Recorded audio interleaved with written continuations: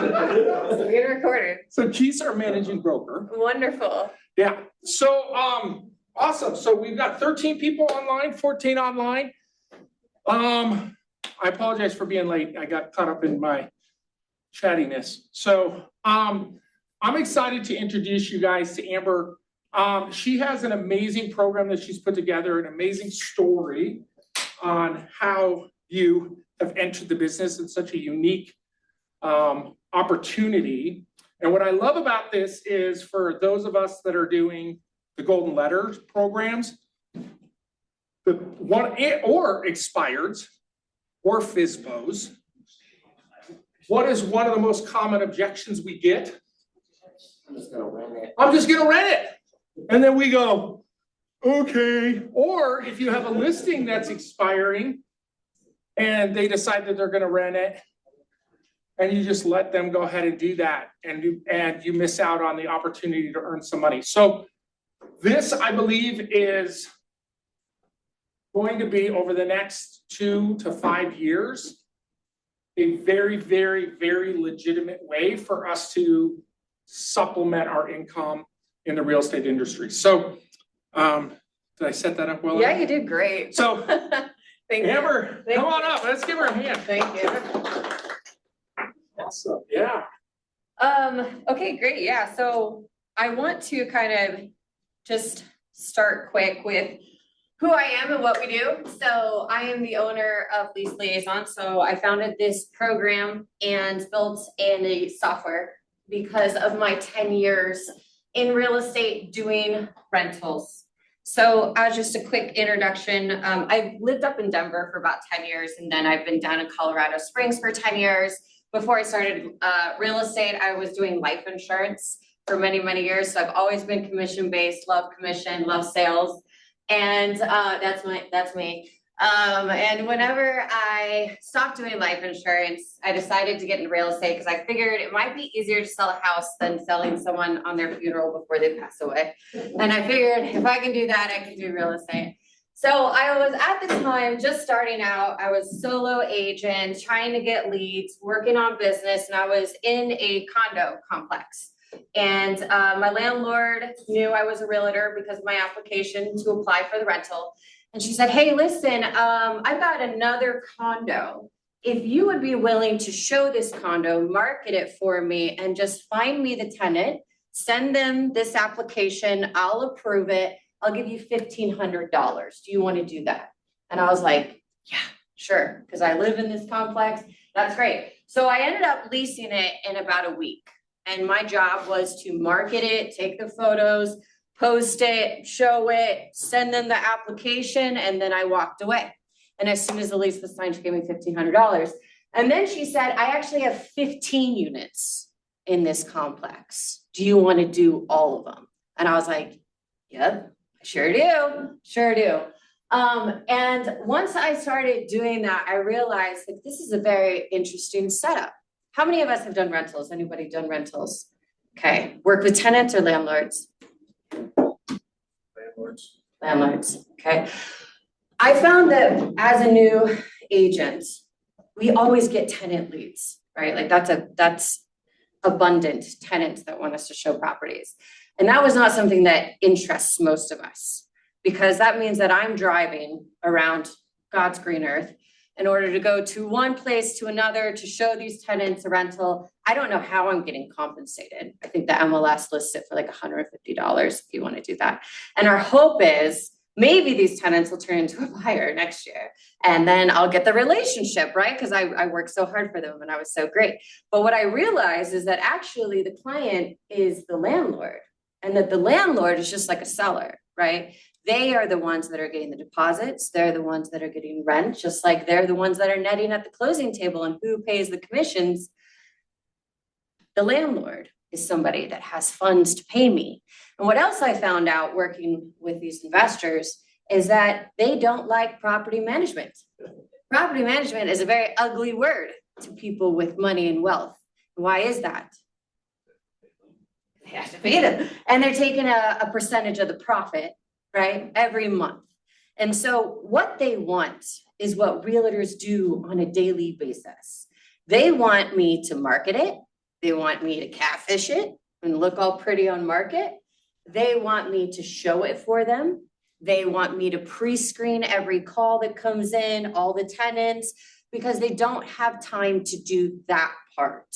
They don't have time to pick up their phone. They don't have time to answer the text messages and the emails and everything that comes with placing a tenant. They want to look at the application and then they want me to go away. And that's what I built the business on. So once I started working with this investor, I learned very quickly that this was a hole in the market. That many large pocket investors and people with wealth invest into real estate. And the way that I could build my business with persons who had good financial wealth was to get in by allowing myself to be an asset to them. I am not a very sociable person. I am not somebody that will sit in a restaurant and I hear someone talking about real estate and I'll be like, oh, I'm an agent, do you need me? I won't talk to you at the checkout line. I would rather shovel your driveway than sit and do that. And when I first started real estate, I was working as an ISA on a team for an entire year before I got my license. I was just dialing all day and converting. That was my job. And what I realized, especially in this market, is that the world has changed substantially in 10 years.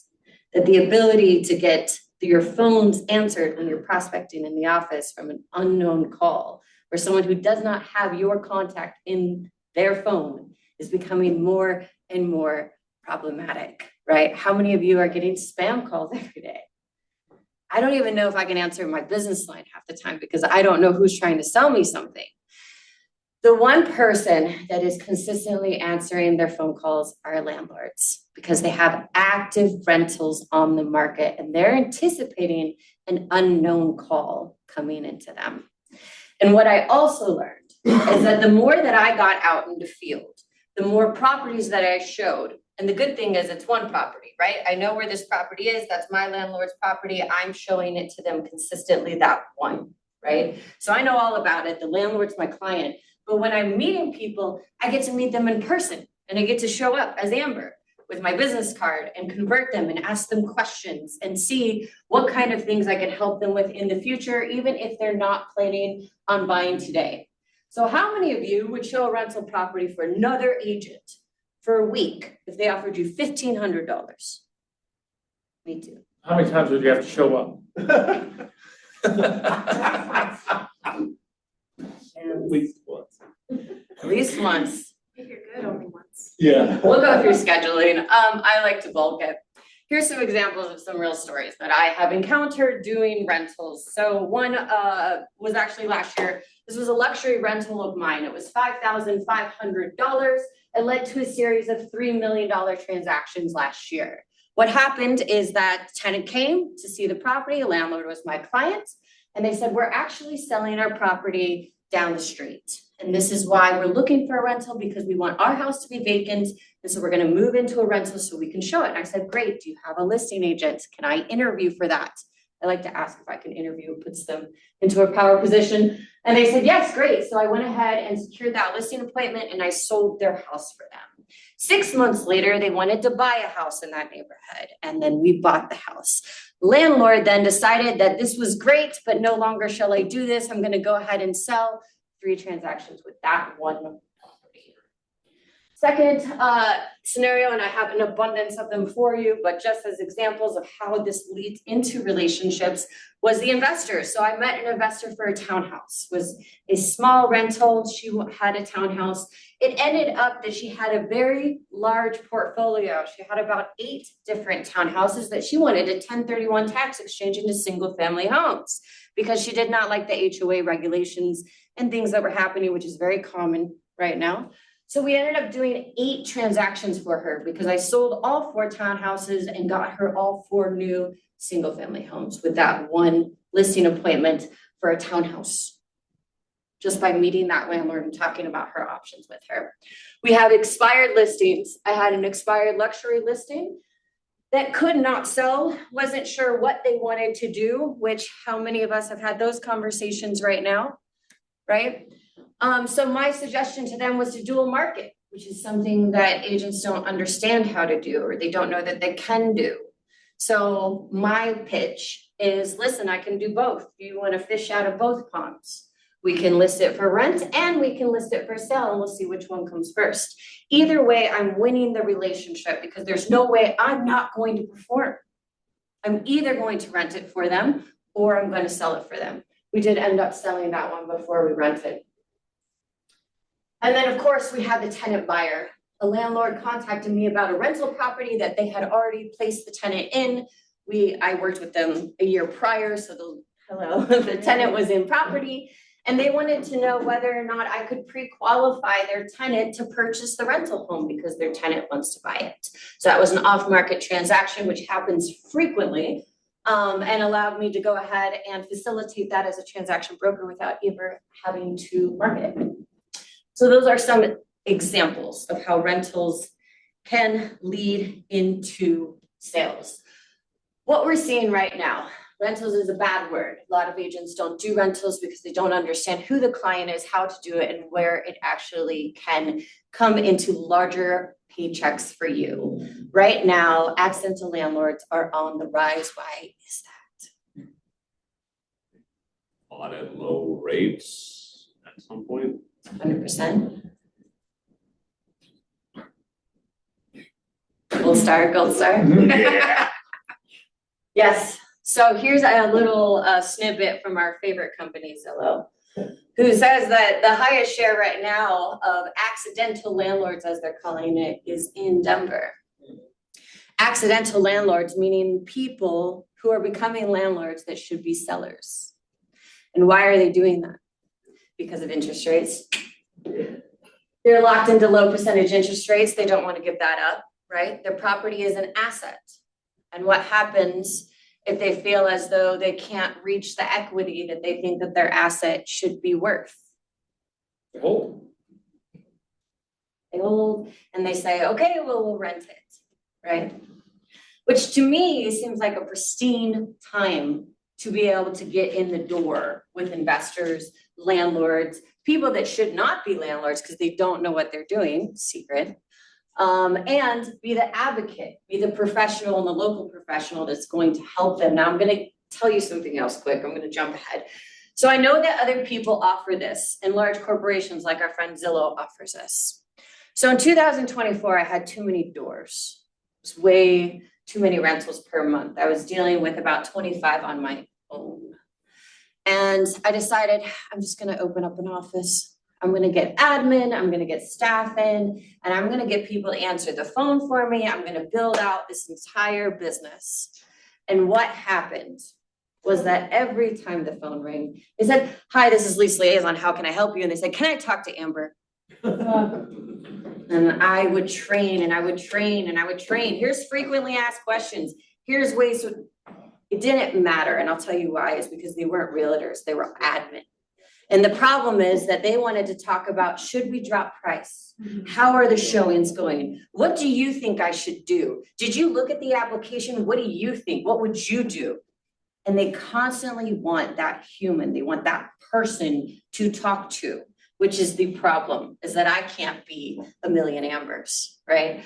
So the reason why this is extremely important right now is because there's people that are in this market that think, okay, I can just throw it up on Zillow and I'll get it rented.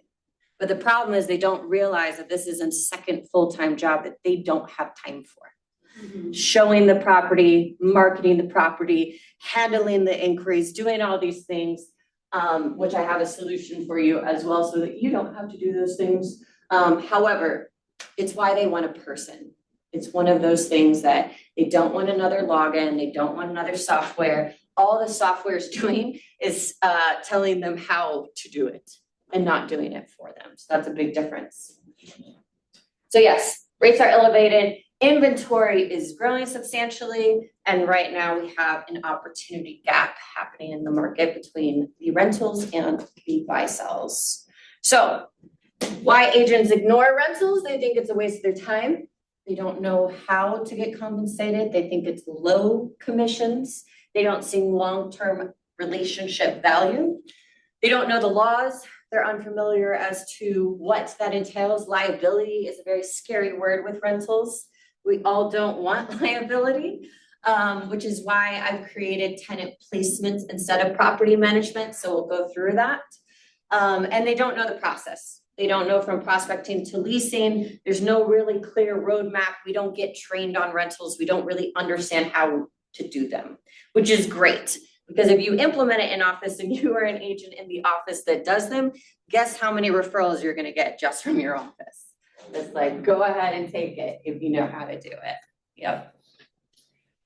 All right, so the two big fish I want to talk to you about and the people that we kind of go after is obviously the accidental landlords, but there's also large luxury clients, corporate executives and physicians that are renting, military officers and relocators, future buyers with purchasing power. There are a lot of people that will choose to rent for even a short period of time so that they can understand the area. They're moving from out of state.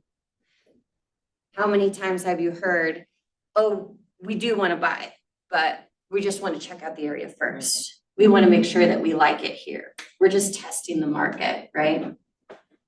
I have a question. Yeah, absolutely. You might cover this. How do you get these people? Okay, expired listings. I love expired listings because everybody's making the same phone call and saying, I am the more elite agents and I'm going to take better photos and I'm going to have like a wavy man in front of your house. And that's how I'm going to sell it. No one's offering dual marketing. If you chose to prospect an expired listing and say, guess what? I have the ability to see which avenue we want to go.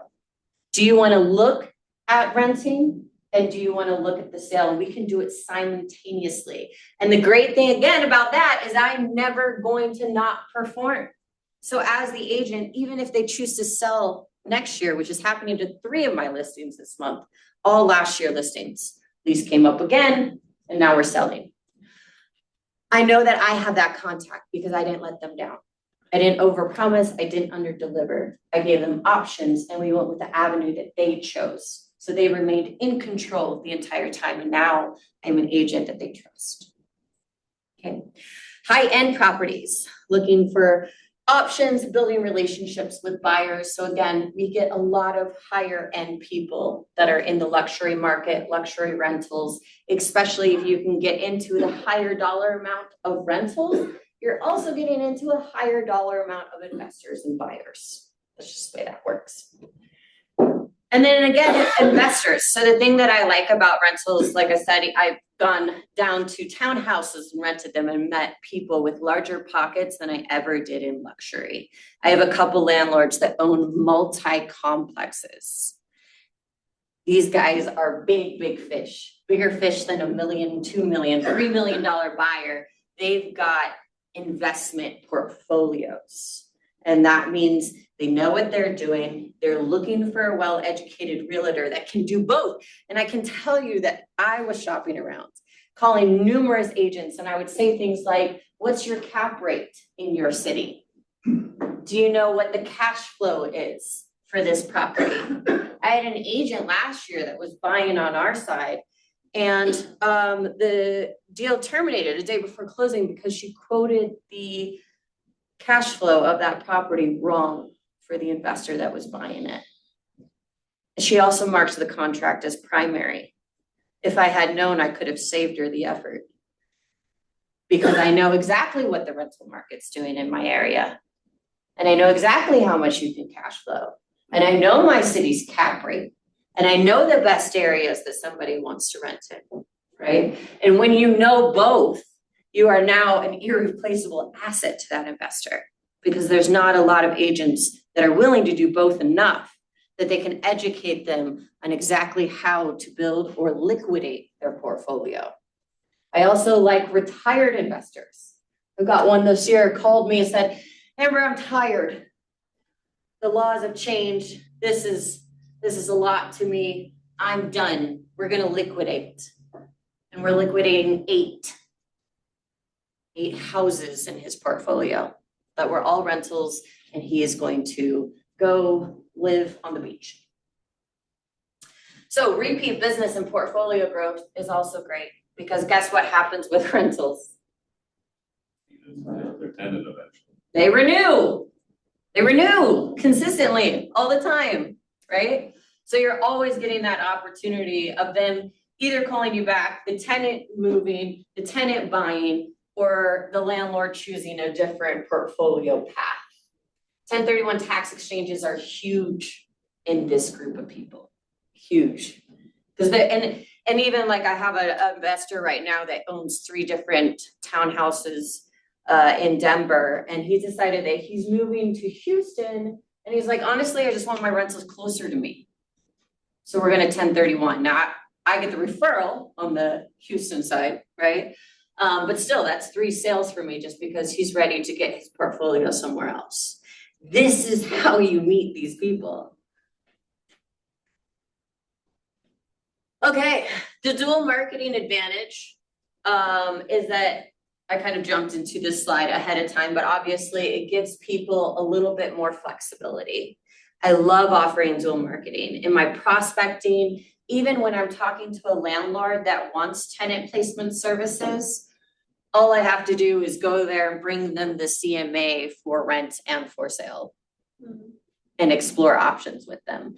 9 times out of 10, they're asking me about it. And here's the other thing I really love, little secret, Colorado's terrible in the rental laws right now. It's almost as bad as California. I don't know what's happened, but it's not good. And I'll tell you that a lot of people who have been in this game for a long time and they have rentals right now, they're so discouraged that they want to get rid of them. They just want to know if the price is right. But the good thing about it too is that they've probably been renting for a quick minute. So you've got the accidental landlords, right? The ones that are becoming landlords right now because they can't sell. But then you also have a pool of people that are the investors, that they've owned properties in Colorado for 20 years, that they have been here since the 80s doing this game, and now they're tired. I'm sorry. I'm tired. Thank you for getting that. So again, dual marketing allows you to offer the property for rent and sale. I feel like we kind of beat that horse, so that's good. All of the different future clients that you can get, we went over. So let's talk about what Lease Liaison does and what landlords actually want. So again, property management, not my jam, has a lot of liability. I don't want to deal with the escrow accounts. I also don't want to deal with just making sure that tenants are good on a monthly basis. So the tenant placement services is how we do the rentals. That's the difference between a property management group and agents being able to offer tenant placement services. Because again, most landlords do not want property management. They don't want long-term contracts. They want you to market professionally. They want you to show qualified applicants, and they want leasing assistance and compliance. There's 2 things that we will never do. One is that we will never advise on a lease because I am not a lawyer. I will not write your lease for you. I will not edit your lease for you. I will not review your lease for you. Okay. We have some solutions for our landlords for that. Okay? The second thing I will never do is I will never collect monetary value between the tenant and you, landlord, okay? Deposits go to you, rent goes to you, everything that you need goes directly to you. We don't deal with rents, but as far as the deposit, I'm never collecting and then giving it to the landlord. It's always the transaction between the 2 of them. I am not involved, okay? Those are the 2 line crossers. Why this is unique, again, is rental inventory is increasing. We have more access to landlords, investors, and again, there's a lot of landlords that just do not want to do the front end work of this, and Zillow does not help them. Zillow does not offload work. It is a marketing platform. That is all Zillow is, and their applications are terrible. It is just a place for them to be able to list their property, and then they're doing everything themselves. So before I jump into the training of Lease Liaison, I want to show you guys Lease Liaison. So this is our website. This is where landlords can go to find agents that are trained in their area to help them with tenant placement services only. On the site, they can find different liaisons. Right now, we just have a couple agents in Colorado Springs, which is why we're moving up to Denver, because we have an extreme amount of demand up here, and I stopped moving into this territory. I withdrew. because it's just too much in the Denver area. So each agent is on the site that's certified and trained. They can book a meeting with them. They can look at their portfolio, and we also have reviews that will be attached. Yes. How do you compensate your renters? I'm so funny. That's okay. I have to. So just as a quick, snippet on that, I'll jump ahead. There's a slide somewhere, but I'm all over the place. Well, me too. That's okay. Most of us are ADD. The commission on rentals is negotiable. I used to do a flat fee package. I personally, in the springs, will still do a flat fee package because I don't prospect. All of my clients are past clients' referrals, and they come in, right? So I'm just at the point where I don't look for new business even in my buy sells. I don't have the capability to expand. So I'll honor my packages for my past clients. However, especially in Denver, there's a lot of people that get first month's rent. But we talk about that in the training. All commissions are negotiable. So if you want to do a flat fee, if you want to say I'll do this amount or a percentage of it, we don't cap our agents. I have some agents that are willing to do it for $1,500, right? Ducks, not dollars or whatever it is. Okay, yes. You showed that the agents are certified. What is part of the certification process and where? Thank you for asking. We have a 6-week course. Okay, so in order to be on the website, you do have to go through training. And the reason why is because there's laws, there's scripts, there's prospecting, there's an abundance of different things that I always want to make sure that everybody is on the same page starting off with. We're compliant with KW. You have contracts just like the right to lease, which is the same as the right to sell, right to buy. It's in CTM, but we want to make sure that everything's disclosed. We have extra disclosures to the landlord to ensure that they understand that we're not property managers. We don't choose the tenant for them. We don't collect monetary value, don't do leases, all the things to make sure that we're well protected and within bounds and that we're not crossing lines, especially into property management. So there is a 6-week training course, and we'll go over that at the very end. Okay, so I just want to kind of show you too, on my side, what this looks like. So one of the reasons I built out this software is that when I was doing this, it became a huge portion of my business that I didn't want. After having about 25 landlords on a monthly basis and 25 landlords calling Amber to ask about prices, sales, and then 25 listings and then inquiries on those listings, and the list goes on, it became that I was a rental agent, which is not what I want my business to be, right? So what I really wanted was to be able to bring a platform to Keller Williams agents to allow them to get into this industry without it consuming your business. Because taking on that amount of work, even for rentals, is a lot of work, trust me. And so what I wanted is for you guys to be able to focus on your client relationships. I wanted you to be the agent for your client. You be the go-to, you be the superhero, and for us to be able to do the back end so that it's not overwhelming and consuming your business. I want agents to get into buy sells, right? I want you to meet people in person, work in the field, be able to hand off your business card and build relationships. I don't want you having to screen every single tenant call that comes in. We had about 7 different softwares on the back end in order to make the rentals work. So I built this platform so that every agent could go on and have everything in one place and be able to seamlessly do a transaction for a rental without it consuming your business. So you'll see here on the overview page, it just kind of gives me an update of exactly what's happening. Under my landlords page, I get to see all of the landlords that I have, and all of our landlords do have to have a driver's license so that we can verify ownership, and that rentals is kind of a scammy world. So we always want to make sure that our owners are matching our records. Everything's on file for us. When I go to my dashboard, I can also see all of my leads. I can see the showings, how many have converted, what kind of cancellation rate I've had, and what each rental is doing. The landlords also get this on their dashboard, which was very helpful because a lot of times landlords would be like, what's happening? So now they can go to their dashboard and they can see, here's the feedback. Here's the number of clicks we've gotten. This is how many showings we've had. This is how many canceled. This is how many didn't qualify, XYZ, okay?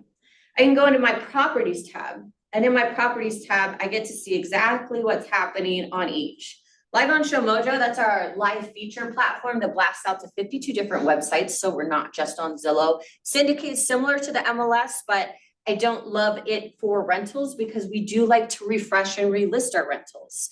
So our software allows us to take it down, blast on 52 different sites, and refresh it as new on market. So we're getting rented quicker. I don't like rentals to go stale and go to the bottom of the list. Very frustrating. So we refresh normally every week to 2 weeks, all of our rentals. So what you said right there is you're not putting in an MLS, you're syndicating it through your website. It does go on Zillow or it does not? 52 different websites, including Zillow. Okay. Mhm. But not in the MLS. It doesn't go into RE Colorado or Pikes Peak. Is there a reason for that? Yes, on because market. the MLS will not allow us editing very easily, and we don't have the option to refresh the listing. And so if our platform allows us to syndicate to all of them, but I can take it down and refresh it without having to, yeah. And every single agent that's on, it still says your brokerage. We're still compliant with everything that you have to be. This is who it's rented by. All of others also have a disclaimer, and I'll kind of show you what that looks like. Go back to that previous screen of where you're showing the leads and the showings. Why the hell do we not have this for freaking real estate? I freaking agree. Seriously, I was sitting here typing an email right now to my seller about his showings and his freaking leads. And she's like, oh, look at my website. So that, I mean, I'm losing my mind well, right now. and to his point, actually, I'm not texting, I'm writing down all my questions, I don't keep interrupting you. But how long did this take you to build? Who thought of these systems? I did. This is So training. you're a genius. I've done it for 10 years. I've done this for 10 years. So I knew exactly how I wanted it to build so that everything was very seamless. My website developer is Johnny Wong in China, and me and him have been working on it for about 6 months. Wow. So, but you've been 10 years in the leasing business or 10 years trying to launch this? I've been 10 years in the leasing business. We started this software 6 months ago after I took down the business for the admin. So that was the year 2024 was when I realized that we couldn't build a staff, that I wanted agents to be able to get out in the field and do it. Yeah. Also, really quick, sorry. Yeah. There was a question online from Napoleon, or in the chat. Oh, I yeah. had a question. Oh, sorry. Thank you for telling me. I don't know how to do that. Napoleon, just Hey. unmute yourself. Hey, Amber. Oh, yeah, I'm here. Hi, Napoleon. Hey, everyone. Hey, so Amber, quick question. How does this like relate to the apartment locators? I'm just curious.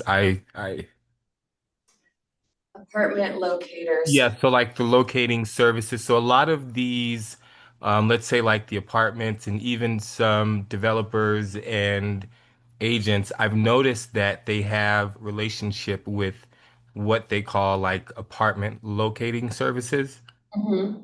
And so is this kind of set up in that same kind of way, or are you doing this independently and setting up kind of their structure, but like your own, let's say, relationships with the developers? And do you deal with multifamily at all? I don't really. So that's Okay. kind of to answer the question is that a lot of our landlords are, again, the landlord's the client. So we're dealing with primary residences, townhouses. I'll do some condos, maybe, especially when I first started. But that's only for people who actually own the condos. So we're looking for private owners because that's who we're building the relationship with. That's our luxury clients. Those are our investors. So I don't go after like apartments that want multi-units rented. Because then you're not, I don't know, I would say you're not really getting into the pipeline game that way. You're kind of getting into a turn and burn with the apartment complex. I'm going after private owners that shouldn't be landlords and or they don't want to work with property management. And then I'm going after residences. Got it. Thank you. Yes. The apartment locators, I think, is more tenant focused. Like Yes, finding a 100%. good Apartment for the tenant. Right, and that's what I'm saying. Tenant for the landlord, yeah. There's no like client on the investor side because they're apartment complexes. So now you're dealing with corporations. You're not dealing with an individual person that's gonna be your investor or your future seller, or you know what I'm saying? So I no don't- conflict of interest, pretty much. Right. Just gotta be clear on who your client is, right? Right. In this scenario, you're working for the landlord. Correct. Like if you were selling a property, you're working for the seller, Right, and you attract an unrepresented buyer, or in this case, an unrepresented tenant. You just gotta make sure that you're clear on your relationships and give the proper disclosures and. there is the same disclosure in the rental arena on CTM, just like there is disclosure to buyer, there's disclosure to tenant. So you can bring your disclosures every time you show and say, hey, just let you know. And I always, Keller Williams is great because it's a good name. I did switch brokerages back in the day, and I won't tell you with who, but I'll tell you that nobody knew who I worked for. And when I say Keller Williams, it's such a brand name that they know I'm a real estate agent and I'm not just some fly by the night rental person. So anytime I show my rental to a tenant, say, hi, I'm Amber with Keller Williams. And then, you know, we show the house or whatever it is. And I normally tell them, so just so you know, we don't do property management. Whenever you sign the lease, you're going to sign the lease directly with the owner and your communication is going to be with them throughout. My main business is buy sells, but I help my clients who need a tenant placement. So that's what I do. If you have any questions, let me know. Yes. So I have a high-end client, wants to buy $5-10 million home. As I go to different homes, they're listed, they're on the MLS. That owner might be frustrated and might want to rent. Can the brokerage be split between listing and doing tenant relations? Great question. You got. What do you go teeth with, Amber?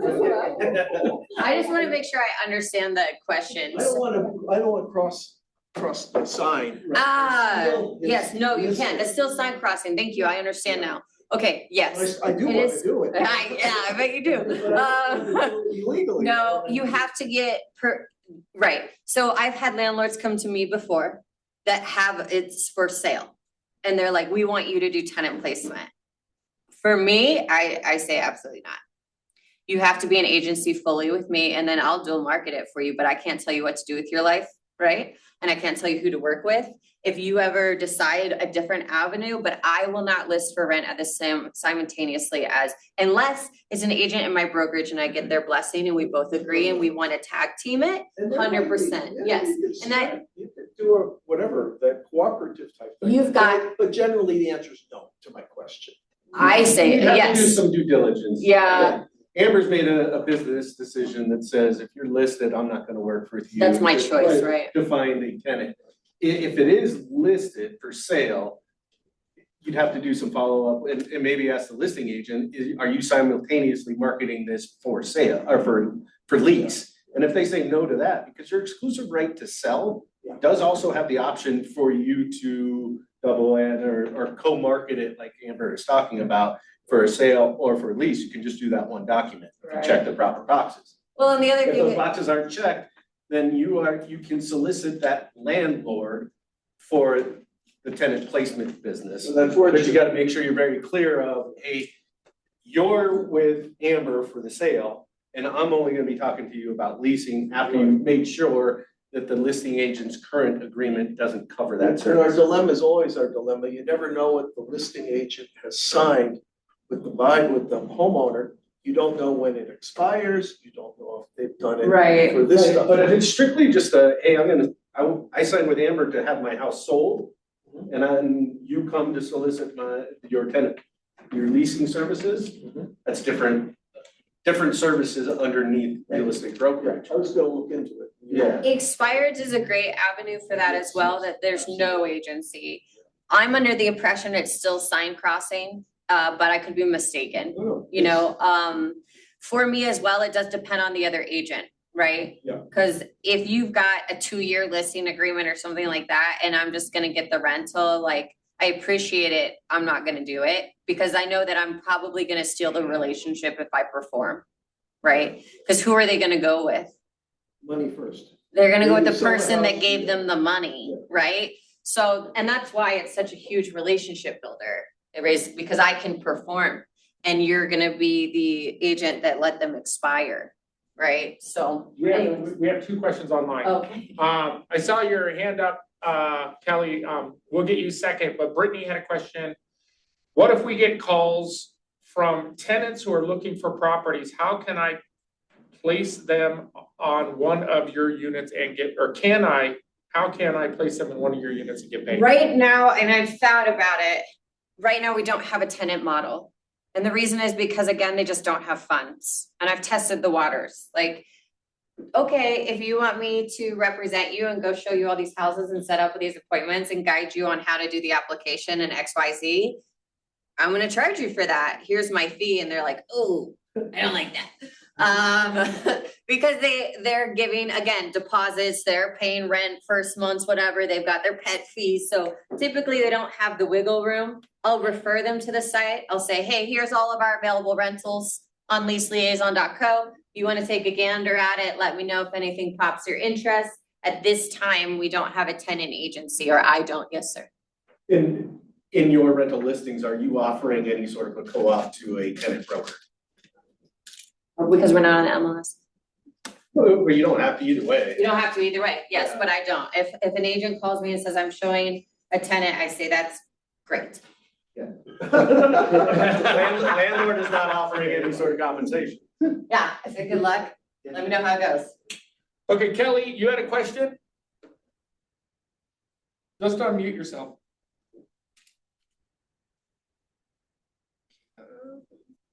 Ellie took a bathroom break.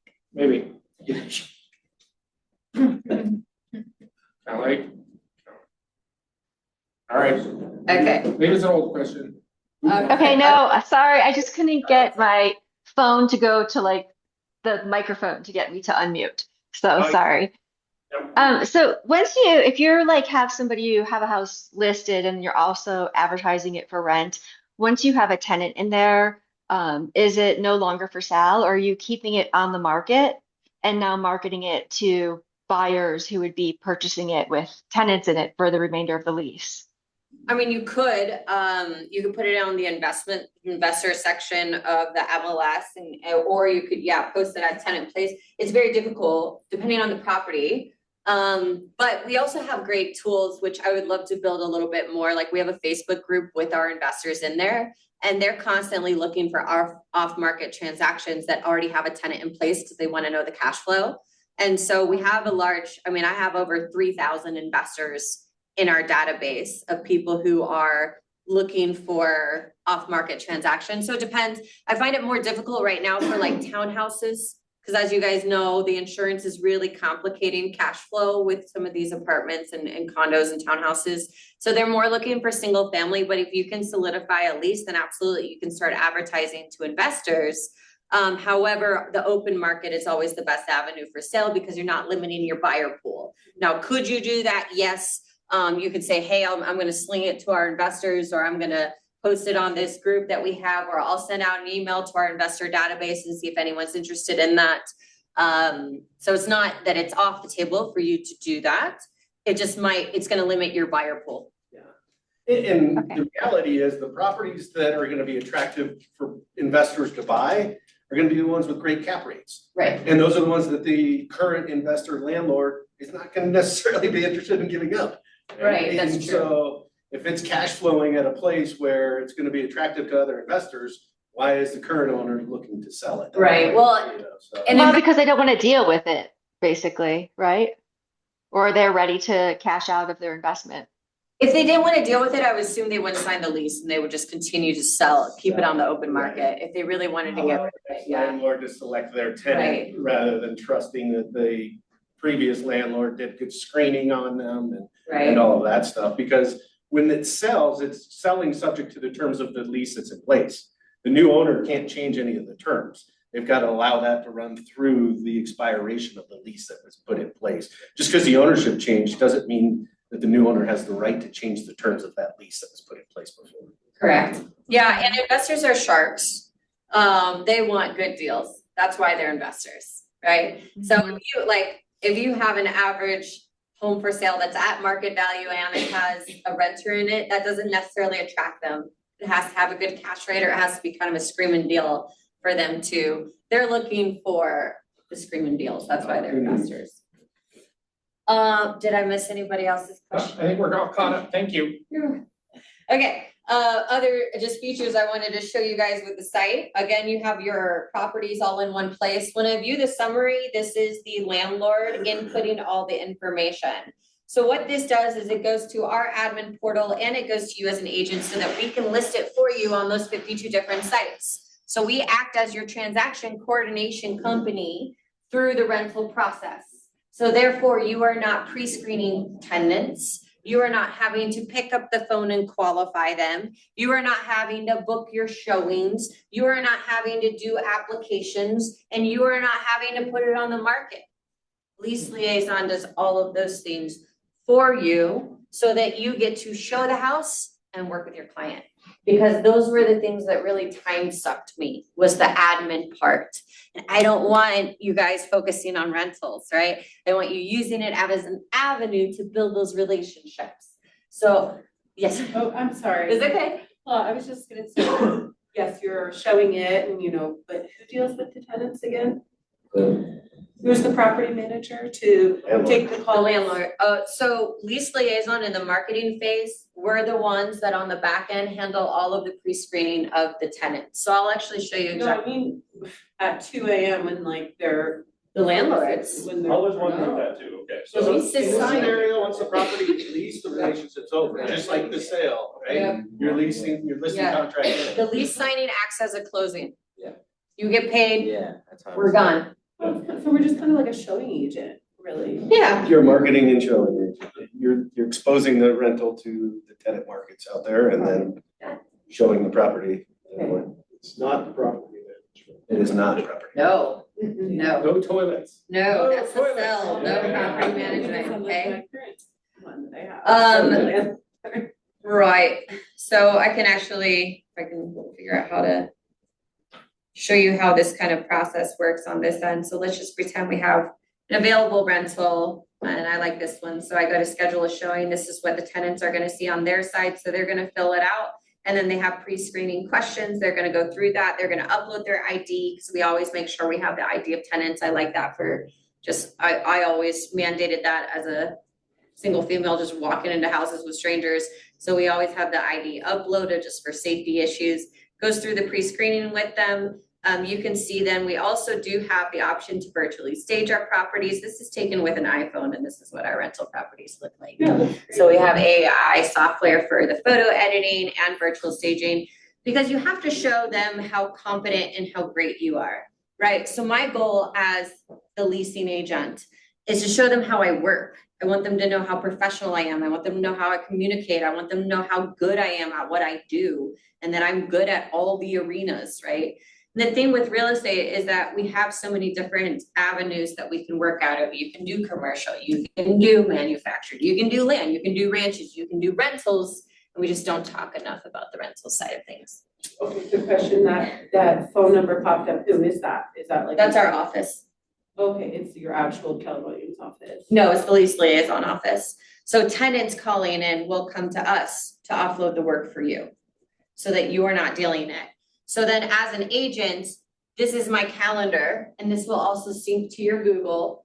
And this is all of our pre-approved showings. So this means this candidate has gone through the pre-screening. We have their IDs, they've answered the questions. We know how many pet, what their credit score is, everything about them. And then it goes onto my calendar as the agent. So Lease Liaison has approved these people said they're qualified, you can show them. So you're not wasting your time. They also have to do 2 confirmations. So they have to confirm when they book, they have to upload, they have to answer the questions, and then they confirm a second time same day so you don't get no-showed. Or at least it's lower. There's some special people out there, I can't help you with that. Oh, wait, but say that you get a showing as an agent, right? Is that client now assigned to you, or can it just go randomly to any other agent? on the You wouldn't property? have the showing unless you had the landlord, and the landlord's always gonna be your client. Property's assigned to you, because it's your listing. Oh, Yeah, so this is an example of what my portal looks like as the agent. It's super confusing. yeah, I know, it's so good. really stunned, yes. Yeah. Okay, so this is what my dashboard looks like. I'm the agent in this scenario. I'm not lease liaison. Okay, this is what mine looks like, so I can see what's happening with all of my properties. So I can see that the app's approved. I can go to the applications and I can view the applications. The right to lease is confirmed, which means that the right to lease is signed and uploaded for compliance before anything is even on market. We teach all of this in training, guys, but that's why I have training, is because I want everything to make sense for you. So I can't teach all of this in this class, but this is for you to understand the concept. And then if it's something that you would like to enter into for training, we're gonna be doing training in July. Okay, also you get all your leads. So here's all the leads from all of my properties. These are all the tenants that came in. Now, I'm not responsible for booking the showings with them, but we give you a database so that you can make notes and you can see when they're coming up for lease. And if I met them in person and they really liked me and I gave them my business card, I can put that into my CRM, right? So we make sure that anybody that's inquired and showed on the property, you have notes for, and you get to see exactly what happened with that person. There's a whole history report. Okay? I know. You're mad at I know. yourself That's right the, now. that's the list of the leads interested in that specific property. Yes, now some of them you won't meet, right? And you can delete them or get rid of them, but the ones that you do and you can make a connection with because you met them in person, they like your face, think you're nice, and you said, hey, here's my card, right? This just happened last week to one of our agents. She went and showed the property, same thing. She was like, I'm selling down the street, I'm looking for a rental. And they got the listing appointment, Amazing. right? Well, not to mention, you put them in a database, you market to them, hey, did you know you could buy a house? They're like, oh, I leased at this apartment building, my lease is up in a year. What do you think you have at the end of the year? Right? Hey, is your lease up? You ready to go? Let's go. Well, here's the great thing about that is that we have all the information on these guys. Yeah. Right? I know when your lease is up. I know your credit score. I know how many pets you have. I know your mom's name. Just kidding. I don't know that. But we know all that other stuff about you, right? And I get to call them and say, yeah, how's things going with the new job? This is where your commissions tab would be. Mine's not set up on that because it all goes through the business, but there is a place for you to track your commissions coming in. So whatever your right to lease says, what you put in there for this is what it is, that's your commissions coming in, okay? I'm gonna cut to a couple things real quick. As far as the training is concerned, like I said, I asked for 6 weeks of training, 1 class a week, and then we do 1 webinar just to follow up with how things are tracking. I don't allow agents on the website unless they have a landlord in hand. Okay, so you have to get your first client before you're allowed to be placed on the website. How would you recommend them? You go through training. So. I'm sorry, I'm like, my mind is going a million miles a minute. This is really good stuff, so I do really teach, I teach scripts, guys, I teach prospecting, I teach investor language, I teach the whole works, it's taught by me, okay? I have not, as you can see, we have the education tab because my goal is to be online courses. But for right now, I still like to be hands-on because there's so many questions and I like to make sure that I get things answered and that we're working well with the brokerages. Everybody's happy with what's going on in the program, okay? So that is taught by me, but I do it via Zoom. I live down in Palmer Lake. And so I like to make sure that everybody kind of is on. I don't mind coming up for in-classes. I just find that Zoom is normally higher attendance, which I hate because I like being in person with people, but here we are. Okay, and with lease liaison, again, your commissions are negotiable. It doesn't matter what you do with them. However, lease liaison does collect $500 from the landlord for their transaction as a setup admin fee. From the landlord. But So you guys don't have to pay us, right? It works as a transaction coordination, but it does have to go to the brokerage and then it gets cut, okay? So that, and all commissions go through the brokerage. You guys don't get paid online. So there is a little bit of a lapse, right? Because they'll pay straight to the brokerage and then you get a check from the brokerage. But do know that when we're negotiating, we'll go over that again in training, is that if lease liaison is doing the transaction, again, meaning we're pre-screening everybody, we're scheduling it for you, we're marketing it for you, and we're processing the applications for you, that's our transaction fee per rental. So the 5,000 is per rental, not 500. You can pay me 5,000 if you want to. But it's 500 per property, not per landlord setup, so. Correct, Yeah. per property, which is the same thing. You get a landlord and you have a property. If they have multiple. Yeah, if they have multiple properties, yeah. You're right. Yep. Correct, per property, because we're doing that work each time the property's live for you. So if they have two, there's a grant. So they. If they're Yes. leasing them both at the same time. If it's simultaneous, right? Yep. Okay, just wondering, oh yeah, here's the lease liaison training, we kind of talked about that, but we're gonna go over everything, guys. Like I said, I go over how to convert, I go over investor language, we go over how to prospect, scripts, all the good jazz. And the other thing is that I don't take anything. I hate that, but I don't. If it turns into anything else, we only charge for the transaction once a property is live on market for the rental side. And then if you sell it, good for you. If you get a client, good for you. You get a listing, good for you. We have nothing to do with the buy-sell side of your business. Wow. Nothing to do with You don't it. take any sort of referral fee or anything like that? The lawyer said I'm not allowed to. I'm trying to get her to charge an upfront fee and a monthly, but she's No, hesitant. the software will be monthly inevitably, yes, there'll be a subscription. but Damn it, alright. Not too crazy, but yes. Wait a second though, would it be fair to say, listen to this, cause sometimes I think some of my ideas are not green light with him. But say that it's, they pay the $500 and they go, never mind, I wanna sell, great. I will give you back that money when we close on our transaction, or is this illegal? I can do that. Okay, Sweet. I mean, I just wanna make sure that they're not wasting their time and their money. Just a heads up for you guys, Zillow owns Hot Pads and Trulia. I like Hot Pads because Hot Pads has a filter that allows you to do for rent by owner, where Zillow doesn't have that filter in it. So I went ahead and pulled for you guys rentals in Denver by owner. And there's 1,492. Those are townhouses and houses only. It's not common. Wow. Not condos, not apartment complexes, 1,492 homeowners out there right now that are trying to rent their properties by themselves.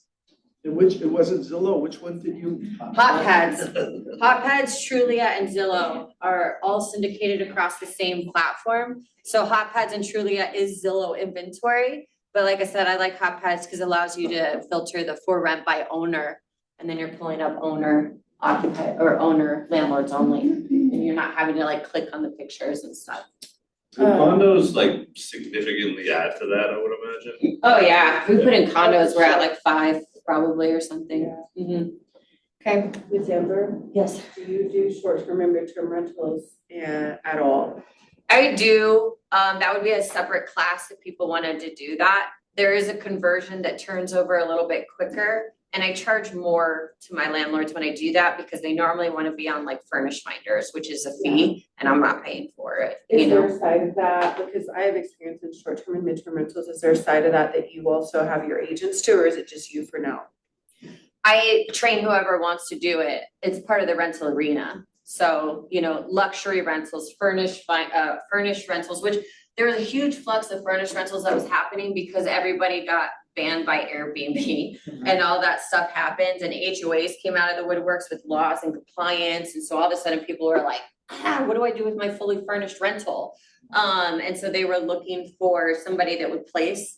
The turnover is higher in those, right? like I try to get at least 6 months minimum. I have a couple of corporate rentals of my own that I like to do 6 months minimum on. So I'll normally do that for them, but you don't get as much of the buyer pool potentially because those are people from out of state. Right. However, I just got a $2.8 million listing off of a furnished rental. So Are you a host? Do you manage your own rentals on Airbnb as well? me, no, no. And I mean, there's agents that do Airbnb for me. I won't manage Airbnbs. I don't know about that. Okay. There's a reason I brought her in. Like I was like, yes, I this almost is missed great. this class too. I'm so glad you guys came. Thank you. All right, guys, so I feel like we went over everything. I have sheets of paper. If you would like to do the training class, there is going to be a fee for that. Oh, that's my keyboard. And It wasn't originally. I told her to do it. You know why? Me for bilingual. Because y'all don't pay attention to what you don't pay for. That's So I told her, if you charge them, they'll show up and they'll pay attention. So you're welcome. that's true. Let's not take your welcome. I'm just saying. Also, someone liked you guys with. Tell me the I'm concept. a real sucker, because obviously I started my business this way and I'm an agent as well. So I always feel sorry and I'm like, just everyone's charging them money, but I will tell you that it is true, unfortunately. So if you would like to be on the training radar, my email's on there. You're welcome to email me. If you need any further questions, you want some more information about how exactly this works, I'm happy to set up a private phone call with you. But yeah, our goal is to open up some opportunities and allow you guys some different avenues of income and lead generation and hopefully get out into the field in person and start meeting some people. I mean, I've got questions, but they're like more personal. I'm happy to set up a phone call with you, yeah. A quick question, and maybe you addressed this at the beginning. Lease liaison, is that and I know it's with Keller Williams, is it just Colorado? Are there other Keller Williams lease liaisons throughout the country? No, so I am lease liaison. It is me, it is I. Lease liaison is my business I built to help offload the workload, so that's software, and then is also the training company. So my goal, and luckily I've been fortunate to talk to Sean, is to help implement it into the offices for agents to be able to start another avenue of income. Keller Williams exclusive, so she's gonna keep it Correct. in-house because of our culture and accountability within the organization. So, because that was one of the first questions I asked is, are you gonna open this up to everybody? And she's like, no. Yeah, I have been keeping it Keller Williams exclusive, so DTC did onboard as well, so we'll see. But yes, I have not wanted it to be abundant to agents. I want Keller Williams to kind of be able to have that exclusive label of the option. Have you considered presenting at a family reunion or something of that nature to? Yes, well, the thing with it is that we have to go through laws of every single state. So I have attorneys here, and on the landlord side, they have a dashboard too, but they also have a legal shop. So we've partnered with several attorneys in the state of Colorado that sell their lease template so that you guys don't have to be involved with that. So if they want to buy an attorney approved Colorado template, they can just go on their legal shop and purchase it. And we also have a vendors list online for them. So during their tenancy, if they need a plumber, they need a carpet cleaner, and agents can add to that vendors list as well and recommend vendors for your clients. All of that has to be set up state to state. Every state's highly different in their laws. That's why we can't be licensed everywhere. So that was a question that Russ had from regional, is expansion, and it just takes us being able to get each state's attorneys, vendors lists and things like that kind of nailed down. The training's different from state to state. I think in Texas, if you don't pay rent, they just shoot you. That's a good joke. And here they're like, stay for a year, hang out. What do you need? Okay, so we do have a question online is, do you know what day the training will be? Day of the week. Day of the week? I was just kind of gonna collaborate with the group, so we're trying to kind of, It's so kumbaya. I am. She's a great team member. It's gonna be during the week, Okay. to answer that question, right? That was good. It's It's gonna end whatever in day you July. need, Kelly, you tell us. No. How long is the daily, like a day? 2 hours. 2 hours. Yeah. 2 hours. I need about 2 hours to get through each day's material. Wait a Yeah. second, but how many days?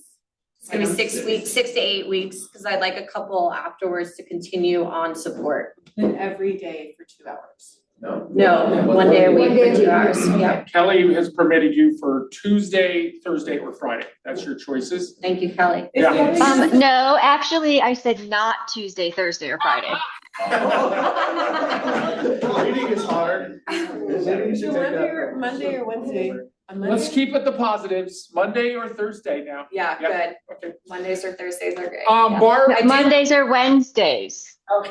Kelly, No, Wednesdays. and we'll Mondays. record it for you, Kelly. What about Monday? I do like to do it at nights, however, because obviously we're all kind of busy during the day, so I try to do like a 6 to 8, which I know is later in the evening, but it's just like, are we vampires now?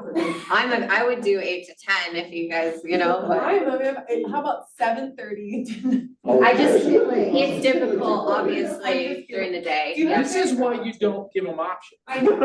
We're gonna talk, we're gonna talk. Oh my gosh. Someone's gonna change everything about I it. made my a gosh. mistake. History courses. I'm gonna figure it out. Yeah. If you're online, I'll send you guys the flyer and the contact information. Oh, Do yeah. you have an idea on the range that this course is gonna cost? Yeah, we're gonna do 500 ahead. 500 a person to for the course. For 5 weeks. 6 weeks. 6 weeks. 6 to Okay, 8. but are you gonna cap the amount of agents that you use? Cause if it gets too full. Well, so that is true, we are capping, so we're capping at 15, and that's between the two, because I know that, there's some mentorship that happens with this. There's a lot of questions, and I can't handle Yeah. more than that at this time. Yeah. How So many we'll be signed able to. up already? Are you gonna have an early sign up fee? Like A discount? pre-signing? A pre-sign? Yeah, we Wait, Discount? an early fee? Well, yeah, Or it's actually discount. more. Early bird. No, early bird pricing, that's what I meant. I'm just gonna let Sean do it. Sean paid for all of us, Yeah, guys. exactly. That's what this sounds like. I heard Sean say he was paying for us. Yeah, that's right. Sean wants everybody. I think for the This you should cover off. He's got a question. Yeah. If we can't make the July, how often will you be That's a having? great question. I'm gonna be doing it at least 2 more times by the end of the year. Okay. I thought it was a pizza. Yes, I just like to keep the groups small when I'm doing it, so I can make sure, people have phone, and the software is, I swear, easy, but it's that, like, remembering the steps of the process, right? And it even flags you, but here we are, so I know that I'm gonna get calls of like, I did this and now I don't know what to do, so we like to kind of, keep it small. I'd be calling you for sure. That's okay, that's Keith, what how I'm do you here feel for. about all this? Any questions, thoughts? No, I mean, obviously, she's got the legal side of it, the compliance, which is my love language, as you know, Sean.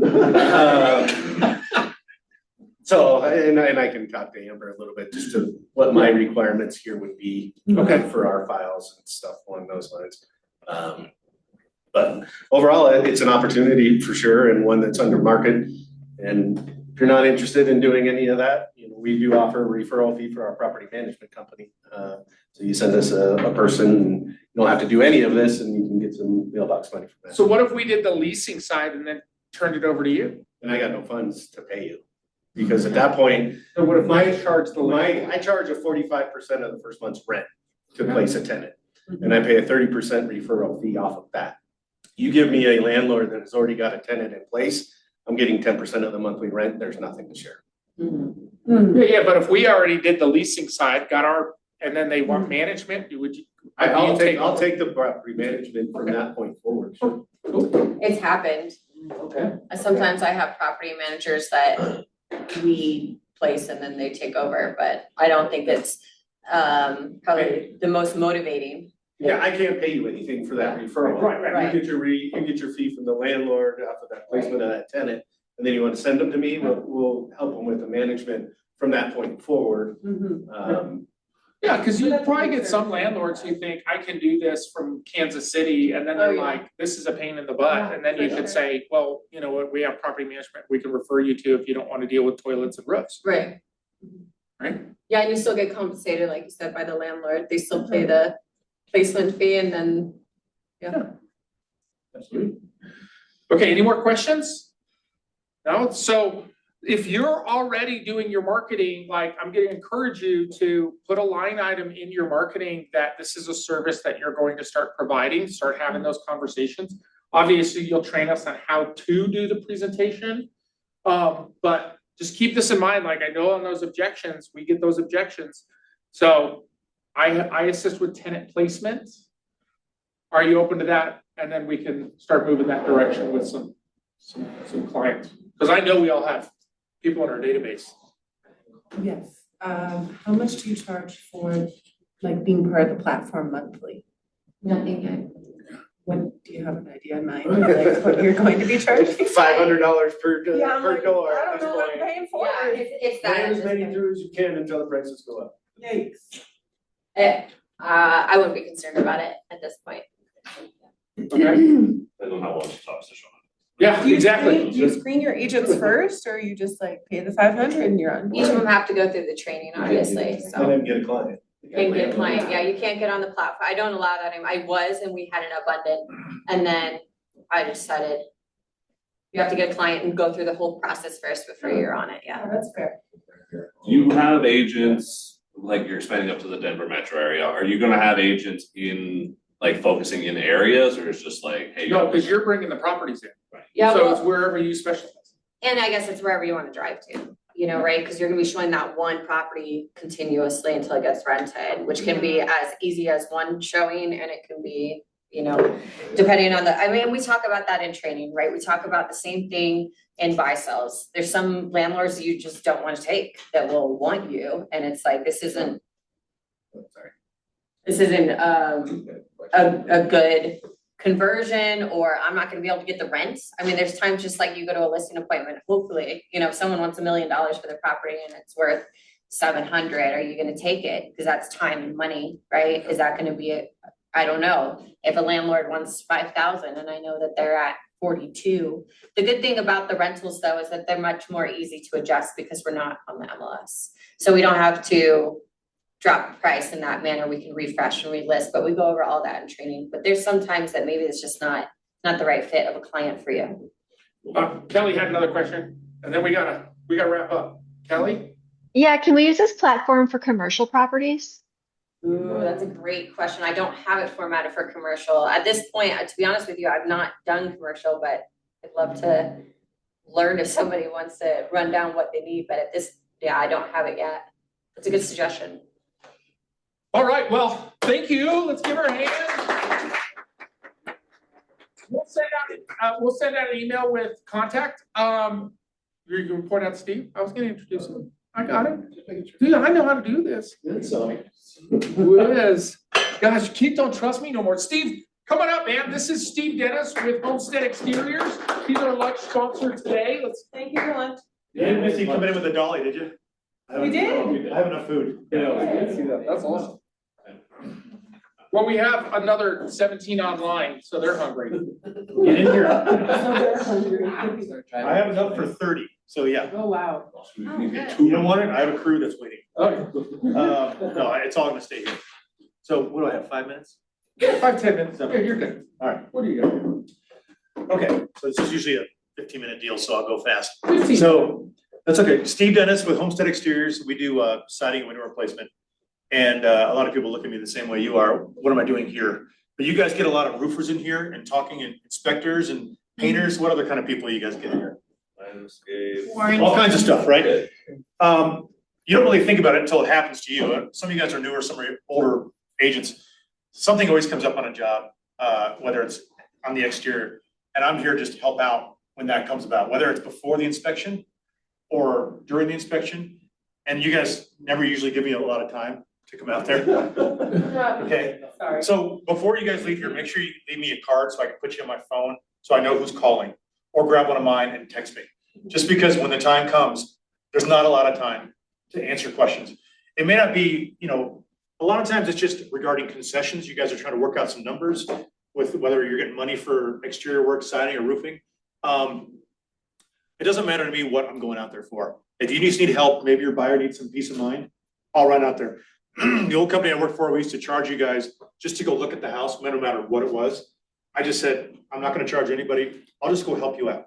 So I've been doing this for a while. I'm just building goodwill. So I've saved a lot of deals. I have a job right now in Evergreen where it's a $100,000 replacement job for Hardy. A third of the house really needs to be replaced, but now with the new fire codes, and we'll get to this in a second, but does anybody here work west of here? In the fire zones? Okay, so I'm gonna have all these available for you guys for the fire codes, with my card on there, and if you have any questions, I can help you guys or your clients in terms of, most people that are concerned about the fire codes are people coming from out of town. The locals are gonna wait till they see smoke, okay? This is how they are. All my people that are replacing siding like that are Georgia and Texas and Florida, even if the siding's good. So, but back to my question, whether it's a small little job like, hey, Steve, we're not sure if the siding needs to be replaced or the house just needs to be painted, I'll come out and look at it and give you an idea of what that's gonna cost. And I can even work out a full estimate for you, just so you know what you're dealing with. Because, you know, when it's a buyer's market, you can get more from the homeowner. I've had a lot of people get full siding jobs paid for just because they hadn't taken care of the house. Somebody eventually is gonna pay for siding. Windows, a lot of the questions are, you know, what about the fog in the window? Well, I have a glass people, I can work up window numbers, stuff like that. So whatever it is, and it may not be concerning me, but if you have something, just call me. Hey, I have a deck. We're not sure what we're looking at. Do you have a deck guy? I have a deck guy. I have roofers. I have all kinds of guys. Go ahead. Will you do the work and get paid at closing Yes, without an escrow holdback? yes. Said it, I did. Double check on that. I did have recently, I had a seller, she financed the project and paid it at closing. That's a little different than what you're talking about, but Wait, yes. like you come out and do the work and you're like, all right, I'll see you in a week. And you get paid. Somebody has to sign a contract. As long as they sign a contract, I'm good with that. Usually we're not doing the work before the closing. Okay, you're either getting money or you're gonna do the work after. I'm seeing a lot more buyers that just wanna know, okay, we know it has to be replaced. How much is it gonna cost? So when we close, we can call you back out and you can do the work. Usually you're not gonna have, the work's not getting done unless it's really small and it's handyman work. Between when you guys are under contract and the closing, it's not gonna get done. And you really don't want the seller doing the work. You don't know what kind of job they're gonna do on it. It's hard to know. Well, we might work for the seller. With the seller, yeah. Usually the work's gonna get done before you put on the market. That's what I recommend. Because now you've opened up too much, and I'm not gonna start talking like a realtor, but you've opened up too much. You know, if it needs siding, don't wait till they start coming in and all the feedback says it needs siding. Yeah. Just get ahead of it. But I'm an ex-painter, so I have a pretty good knowledge of this could be painted. Okay, we'll call Michaela at Paint Denver. This can be painted. We do some painting, but not like they do. So, and real quick, I'm probably over time. Good, bro. I'm good. So, has anybody ever had a window person at their house pitching windows or siding, doing a presentation? Anybody? Yeah, every Saturday. What do you mean? They knock on our door. Have they ever come into your house and done the whole pitch and not wanted to leave?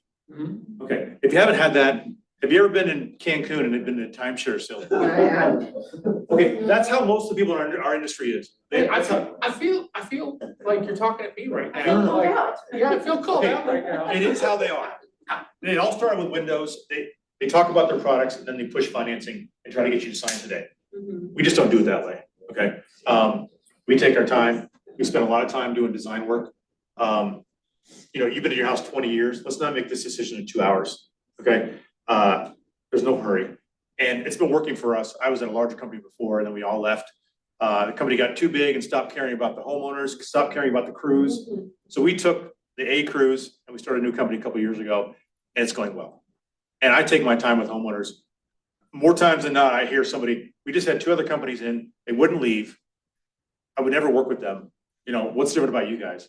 Well, my average visits to a house is about 6 times total throughout the job. And I'm just a sales guy. Most guys, they go 1 time, maybe 2, and you'll never see the salesperson again. I take people through the whole step. So besides the stuff of helping you guys during inspection or a seller trying to figure out what they gotta do for the house to get it ready, what I do on a normal basis is take my time with people, and my average client's probably 60, close to or at retirement. This is their last project. This is gonna be their last durable deal. They don't have to deal with their outside of their house again. You know, the wife's already got their kitchen all done. Siding is usually the last project, and it's a big one. You know, west of here, our average job is $100,000. You know, Little Tenant's probably 40. And I work all over. I have a job starting tomorrow in Livermore. Anybody know where that is? It's by Red Feather Lakes. It's a 2-hour drive. Yeah. I had to get that sale. But I don't have to go back up there. Good for you. Till Monday. All I do is, I do what you guys do. I drive around and look at houses. I'm just usually on the outside. I still do windows. But anyway, enjoy your lunch. Thank you. Thank you. I almost forgot. I have the best chapstick in the world. I haven't paid. I've done these speeches and I've come back like, did you bring more chapstick? They don't even care about me. They want the chapstick. I have some folders, and then I have these. You guys work in the fire zone areas. I have these. You can grab one of these. That's super important. Yeah. I'll be around. I am. Hang out, hang out. I'm a registered vendor. Thank you, guys. I will edit this recording and we will put it on Coaching Corner on the website, so you'll have access to this later. See ya.